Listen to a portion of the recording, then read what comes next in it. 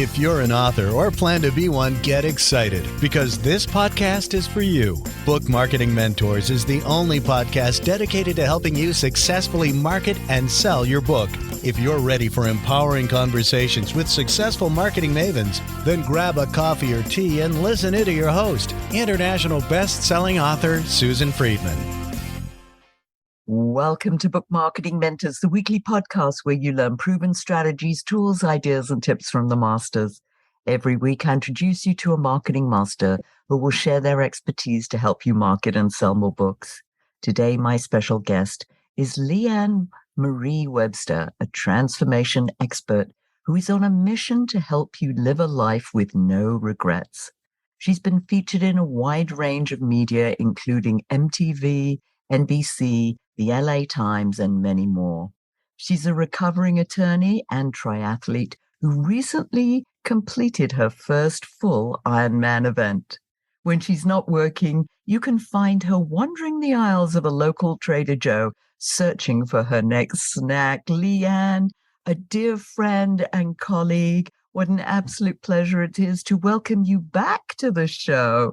Thank you for being this week's guest expert and mentor. Well, thank you so much for having me back. I'm very, very honored, my friend. One of the reasons I love chatting with you, and we always have these great conversations, but one of the main reasons that I thought it would be good to have you back is that you have recently pivoted from one model of business to a completely different model. And I thought that might be interesting for our listeners, since sometimes we find that it is something that we need to do. Talk to us about this pivot and why you did it. The pivot. It's such an interesting thing to do in your business, right? When things were moving along with my business very well, I'm an email marketing expert. That's kind of we'll call it the prior version. I had a really good business. It was generating well and it was working well. And I had really lost my passion for it. While I will always be very passionate about people using email as a way to connect and to grow their tribe and to communicate well, and not to use email as a weapon, which is too often how it is used, it just wasn't getting me up in the morning.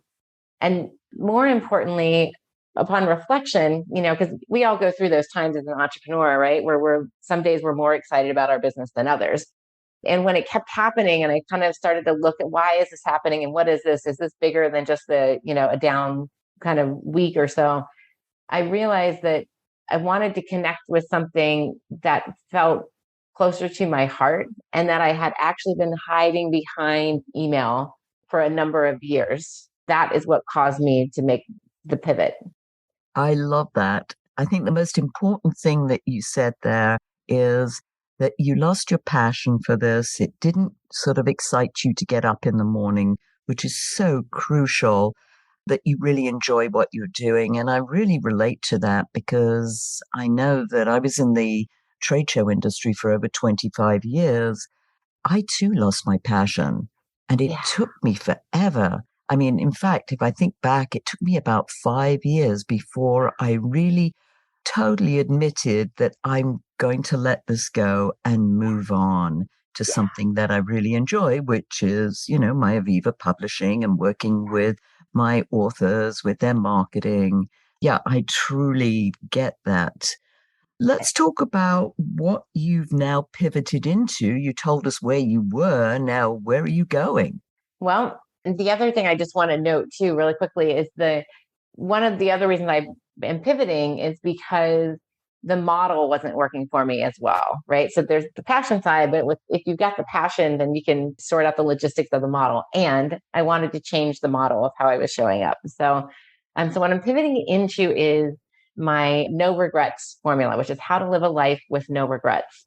I have this formula. It's a 6-pillar formula about living life with no regrets. And that's part of a bigger intentional life operating system, which is really, what are you doing on a daily and a weekly and a monthly, quarterly, yearly basis to live the life that you really want to live versus the life that you maybe think you should be living, or you're kind of just been living by default for a while. Also, one of the things that I know that you're doing is you're looking at a whole different area, going into speaking. I mean, you were doing training, and I know you do summits, but now you've decided that you really want to do keynote speaking.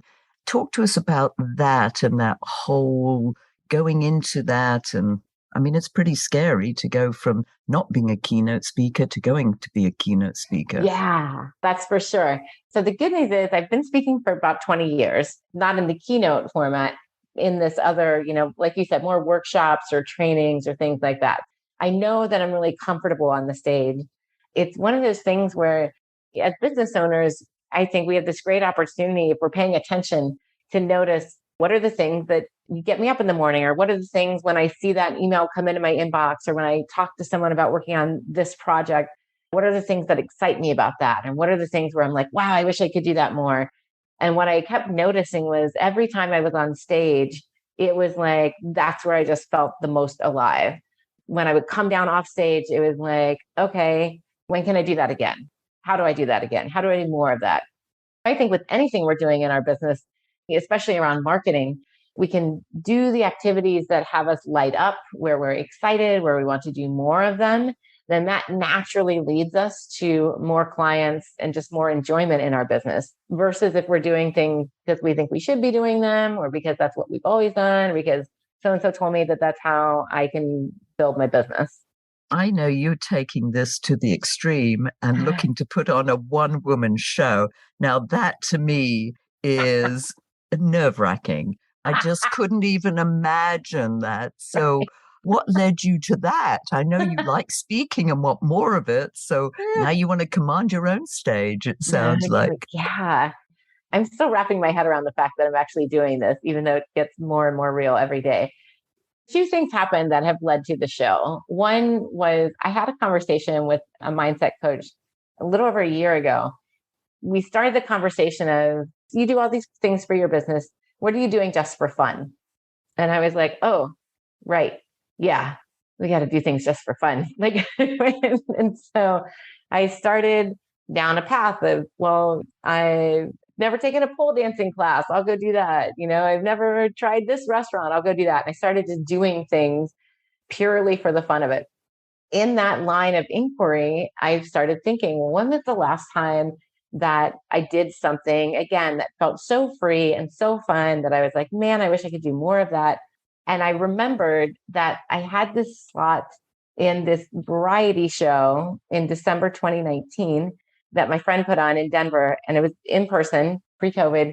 And I have 15-minute comedic storytelling slot, not the speaking that I usually do, not stand up. I know I don't want to do stand up, but I had taken a stand up class before.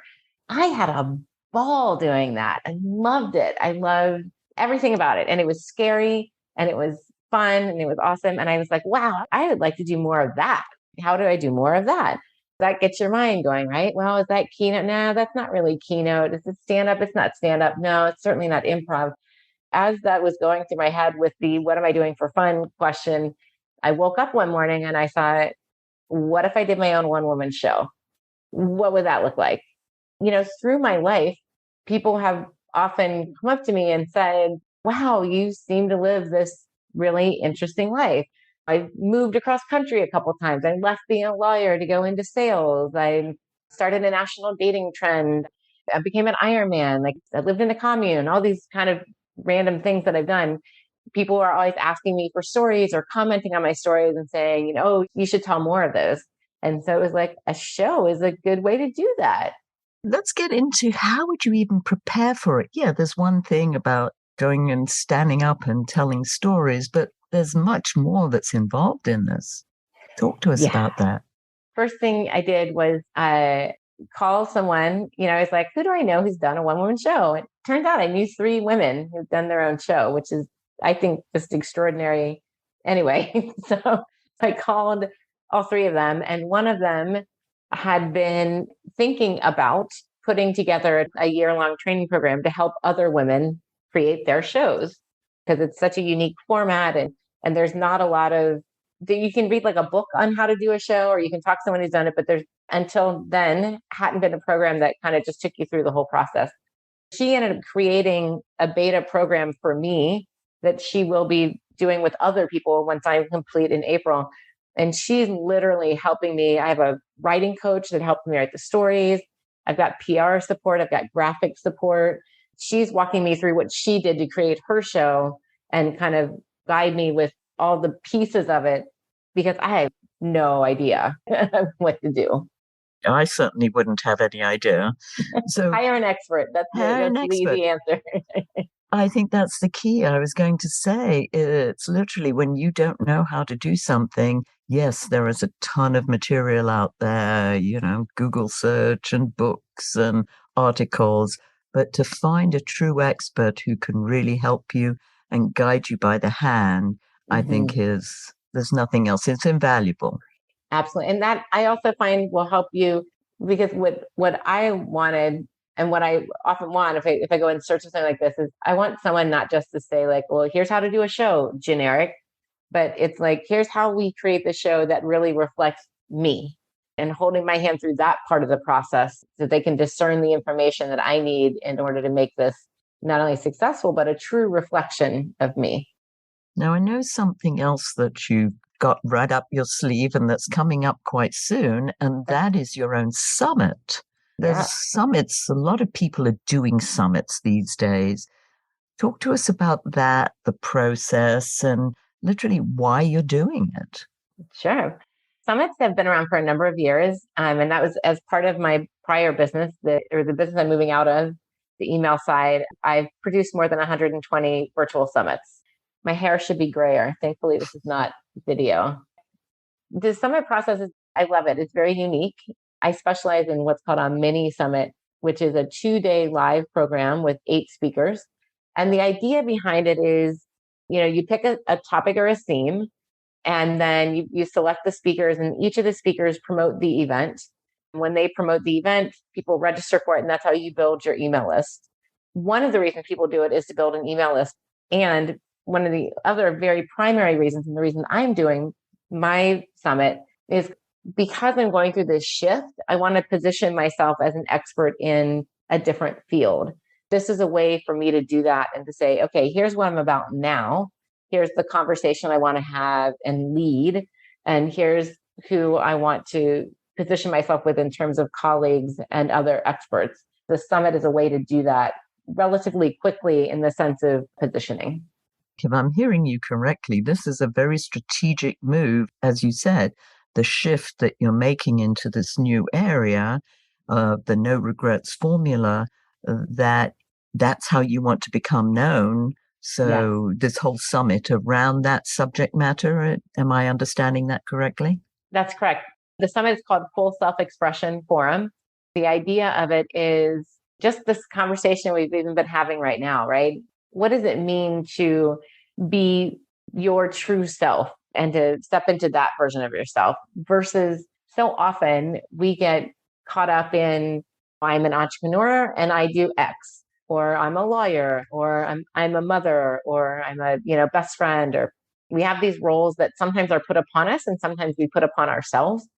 Oftentimes we do that out of kind of for momentum or because this is the way it's always been done, or this is how I thought I would do it when I was growing up, versus taking that time to step back and say, is this what I really want to do? Is this who I really am? Is this how I really want to show up? That's the idea with Full Self-Expression Forum is, tapping into that. And frankly, I've been on this journey for a couple of years. And so a lot of the people I'm interviewing are people who helped me through this journey, including the woman who asked me that question that had me create the show, Monica Reyes. Fabulous. And you've got an incredible lineup. I know I'm going to be on that. Many people I know and many people I just want to hear too. Yeah. So the difference between being the organizer of the summit versus being a speaker on the summit, what would you recommend? They serve 2 different purposes, quite honestly. Not everybody wants to do both roles. If you're the host, one reason you do it, as we've said, is to build your email list. That's one of the big reasons that a host will do it. Then also to position themselves as an expert. It does drive revenue into your business. You don't make an offer during the event, but after the event, there's often a program that you want to grow or build. It's a nice way to generate leads for your business and to really step into your thought leadership is a reason to host. And by the way, hosting, it takes time. It's a lot of details. It's a 4 to 6 month process, depending on how you're doing. It's an investment of time, money, and energy. It's certainly not for everyone. As a speaker, the great thing is you can come in, you get positioned as an expert and as a thought leader, right? That's why you get selected to be interviewed. You do need to promote the event. The great thing is you get to offer a free gift, or some people call it a lead magnet, as a way to build your email list. So you won't get all the registrations, but you'll at least be able to offer something to the audience. So the people who are hearing you and are interested in taking the next step with you can get on your email list and ultimately become a client of yours. Speaking is a great entree point for it because you can get that exposure and that, get that positioning without having to invest all the time, money, and energy of being a host. That's why I take the latter route. Yeah, I don't blame you, sister. A lot of people do that. I love being on summits, but the idea of hosting one myself, yes, it sounds nice. Yeah. And the work behind it, you're a detail-oriented person. I don't necessarily fall into that category always. I can be, but Well, I have a team that's really good at that. That's the key. that helps. That truly helps. Yes, because you do this as a business as That's well. right. Summits are a way. You're doing a one-woman show. You're doing keynote speaking. And this all is now leveraging a new message, a new you, a new formula. Mm-hmm. What else have you got up your sleeve? Isn't that enough? Well, like just in case you had a little bit of spare time, I thought Right. maybe. That's right. I mean, I'm climbing Kilimanjaro in a few months. Is that? Yeah, because you've got to train for that. So you're taking time off to enjoy yourself as well. And I think that too is so key. The work and play. I know that you're training, so that sounds like work to me. After doing an Ironman, there's not a lot of things feel like that much work. So high tolerance for it. But it's fun. I mean, to me, training for something like Kilimanjaro is fun. That means I get to go on hikes. It means I get to be out in nature more. It means, I get to move more. All of that is pretty fun. It is. Yes, I'm just pulling your leg. I Just to know. say, I know. Why not? Mistakes. I love talking about mistakes. How about mistakes that you feel along the way with your experience with so many things that you've done? What are some things, if you had a chance, that you would do them differently? Are you asking me if I have regrets? That was pretty quick. I do believe it's interesting because I have this no regrets formula. And I won't say I don't believe in regrets, but I don't believe in being weighed down by regrets, is probably the best way to say it. There are certainly things that I would do differently. And the biggest one is that anytime I haven't followed my gut, that's been a mistake. Anytime my gut had said, boy, this client's going to be hard, don't work with them. And I've overridden that, man, do I pay? I know that one. Yes. Yeah. And you hang on to it because you think, well, I'd rather get paid and maybe I can deal with this person. Right. It won't be that bad. I Yes. need the money. Usually when I've done that, it's quite frankly been, I need the money, or you kind of, how do I say this the right way? It's like, I'm not competitive enough to like close for any reason. And I'll admit, every now and then you go through a dry spell in your business. And every now and then it's like, oh yeah, like I could use a deal. Like, I haven't closed for a while. And so it's kind of like, yeah, this person's, 80% or 85%. And yeah, I'll sort it out. No, Have you ever fired a client? I have. I've fired friends too. Sometimes we have to do that, unfortunately, or fortunately, Yes, it's always been for the best. Yeah, I've had conversations with clients where we've gotten started and then I've said, you know what? I really have thought more about this, and with what you want to achieve, I don't think I'm the best person. It usually sounds something like that. And quite frankly, often if you're at that point, then the other person feels it too. They just might not want to say anything because it could be perceived as losing face, although I don't think that that's possible. But you know what I mean? But sometimes people don't want to admit that they maybe made a mistake also in hiring you. I think Yeah. there are some very important lessons there in terms of, yes, is it the right fit for you? Mhm. And doing it just because you're going to get paid for it. I remember in the beginning when I started in the speaking business, it was like, I'd do anything for Right. anyone. I'd speak about anything Right. just to get paid. Right. Well, it was a nightmare because I was speaking about subjects that I didn't necessarily know that much about. I was like, why am I doing this? And then you're not having fun and you're not delivering at the best level because you don't care quite as much as you would about this other thing. And then they don't have as much fun. It impacts everywhere. Yes, I think you're absolutely right. It impacts you, your mood.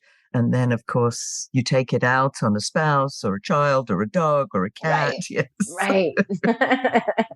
So, LeeAnn, if our listeners wanted to find out more about you, your summit, your one woman show, how could they do that? For the summit, it's fullselfexpressionforum.com.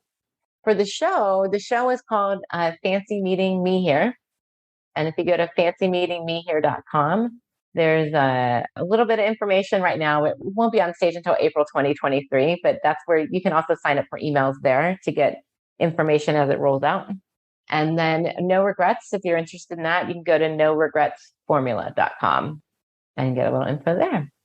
I'll make sure that I put those links into the show notes because we want to get this out before your summit. So I appreciate it. Yes. As you know, since you've been a guest on the show before, we always end off with a golden nugget. What would you like to leave as your golden nugget?